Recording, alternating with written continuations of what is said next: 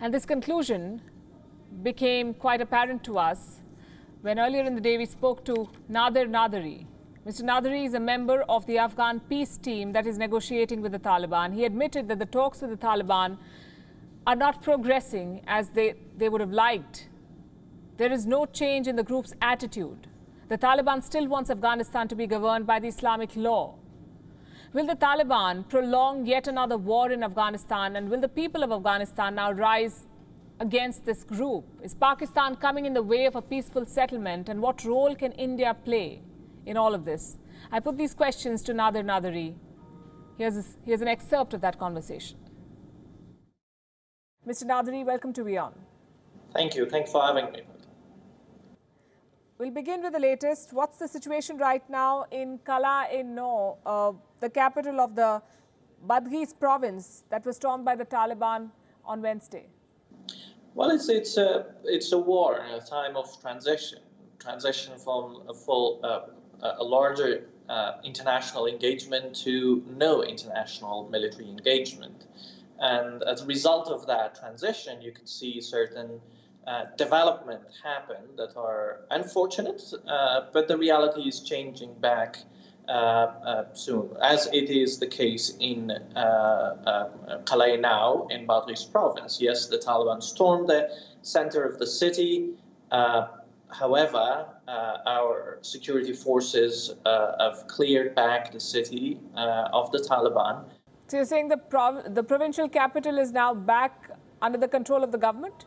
That is so, yes. Yeah, last hours of yesterday, they were pushed back.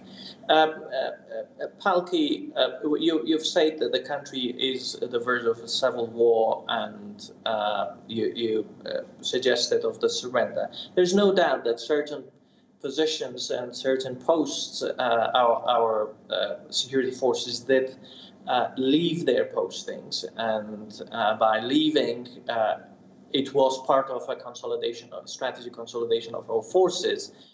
Since the 1st of May, when the American troops began their withdrawal from Afghanistan, the Taliban has taken control of more than 100 districts of your country. Why have the Afghan forces been unable to push them back? Why were they not prepared for this offensive? Well, this was the 100 has happened a number of months that lead to the figure of 100 district. The key decision was when we decided to pull back from those localities where they're, in terms of number of population, they were not significant, and administrative importance was not as significant and strategic as to spend and invest a significant amount of resources in those areas. We need to protect the civilian population areas. The center of population needed to be protected as they come under daily and consistent attacks. So we made a strategic decision to pull out of some of these districts. You know, in the past few days, we've seen videos of Afghan troops, government troops, surrendering their weapons to the Taliban. We have reports of them fleeing to Tajikistan. To me, it doesn't sound like strategic consolidation, as you put it. Oh, definitely. Those, as I say, there were places where the situation and development have created a psychology of itself. Taking one of those areas that you've mentioned in the border area with Tajikistan. But Palki, I'm not a security expert. I'm not a security spokesperson to provide you with more detail. I'm a member of Afghanistan's peace negotiation team, and I would rather focus on the elements of the peace. I will allow the security situation for our security officials to discuss it more. I understand that. In a recent interview, Abdullah, the Afghan leader who leads the High Council for National Reconciliation, said that talks with the Taliban have made, quote-unquote, very little progress. You've been sitting across the table with the Taliban. Where is the peace effort headed? I do agree that with Chairman Abdullah that the talks did not yet made significant progress, and especially and specifically because the Taliban do not share the same sense of urgency as we have to end this war as soon as possible. The issues on the table that has been an interest for the Taliban to discuss are sub-issues, not the main issues that related to ending this conflict through a political settlement. And that's why a delay. We do consider that killing time and delaying is more serving one purpose, and that is to pursue more of a militaristic agenda rather than focusing on what we focus on a peaceful settlement of the differences. So you are saying that Afghanistan is heading towards another prolonged war? If the Taliban choose to not take the peaceful path of political settlement, every single indicator suggests that the people will stand. Ms. Sharma, what has happened in Afghanistan is a transformation of our society. There are many studies, including one that just released this week, by third-party independent study groups. They talk to Afghan women in rural communities and rural areas. There was a misconception that the phenomenon of Afghan women's rights is only urban-based. No Afghan woman talks about women's rights and the freedoms in the rural area. This report and many other events like the gatherings of women groups, the women jirgas and all of that is proving those who think Afghanistan women only in the centers of cities are demanding it. Everybody wants a different future for themselves. Are the Taliban sensitive to these changes that Afghanistan has undergone in the past 2 decades? You've been engaging with them, sitting across the table. Would you say that this is the same Taliban that ruled Afghanistan 20 years back, or have they evolved? Well, the words suggest that these are different words being said, acknowledgement of the changes. But those political actors, and few of them for a long time, almost a decade sitting in Doha, and those who are on the battlefield, and those who are in Quetta Shura and in Peshawar Shura, those are the ones who are actually setting the policies, and they, as we see, the implementation of those policies in the past few weeks in the areas that they've taken control of it, they have implemented the same sets of strict rules. As an example, orders being issued that women should not go out without a male companion or mahram. In that case, a lot of services being put on halt because of that rule. In some areas, even male members of the society were asked to grow beer, and these are similar sets of restricted rules that they were implementing when they were in power. So you're saying they've not changed? That's basically, so far their actions suggest no change in their worldview and the ways of the government.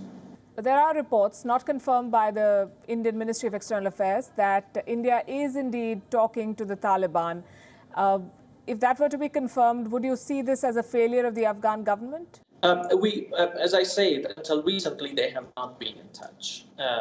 So we do heard the same as that there's been and confirmed meetings or outreach from India. It wouldn't be a failure of the Afghan government, because the Afghan government and government of India are very much close partners. Prime Minister Modi and President Ghani are close friends. They talk to each other regularly. President Ghani visited a number of times Delhi and India in different occasions. Prime Minister Modi, at least, visited Afghanistan 2-3 times. There are good communication between our security departments and their Indian counterpart. There's also good cooperation between the foreign offices of both countries. So there's never been an occasion where Afghan government would have not been open and forthcoming with our partners in India. In the month of March, the Biden administration put forward proposals for a negotiated peace in Afghanistan, but now the Americans are withdrawing unconditionally. American soldiers, in fact, reportedly left the Bagram air base without even notifying the Afghans. Do you believe that Washington is abandoning Afghanistan, leaving it to its fate now? Well, Washington decided what they could think is best for them. And yes, we are partners. We were closely partnering in security areas. Boots on ground was a different time. That partnership, we are assured, is going to continue in different ways, both in terms of assistance to our security forces, but also training and mentoring. Of course, people raise questions. The general public has that right to raise the questions, to bring the issue of leaving without notification from a major airbase. And that is basically an expectation that's been built throughout these many years of partnership. I would like you to comment on Pakistan's role in the transition. There are claims that terrorists from the Taliban are still taking refuge in Pakistan. Is Pakistan's involvement hurting the efforts towards a peaceful settlement? Well, Pakistan recently have been coming forth and back, promising that they will cooperate in peaceful settlement. For those of us who've lived long in this neighborhood, it's hard for us to only believe words. We need to see tangible results. We need to see if those words are translating into anything. These words have not translated to anything so far. We have seen an escalating level of violence. We have seen more transit out of Durand Line here, especially through the Taliban, both in terms of providing shelters and recreation centers for them to be treated in Pakistan, and health facilities, but also logistical support, ammunition, and others have escalated the transit of it in the past few months. So we don't see yet any contribution positively in a change in the attitude of Taliban toward a peaceful settlement. They do say that they're working toward it. It's taking too long. We need to end this war sooner. Right. Nader Nadery, thanks very much for very patiently taking all my questions. Your country is going through a churn, and we can only hope that peace prevails. Thank you. Thank you, Palki, always. Thank you for having me. WION is now available in your country. Download the app now and get all the news on the move.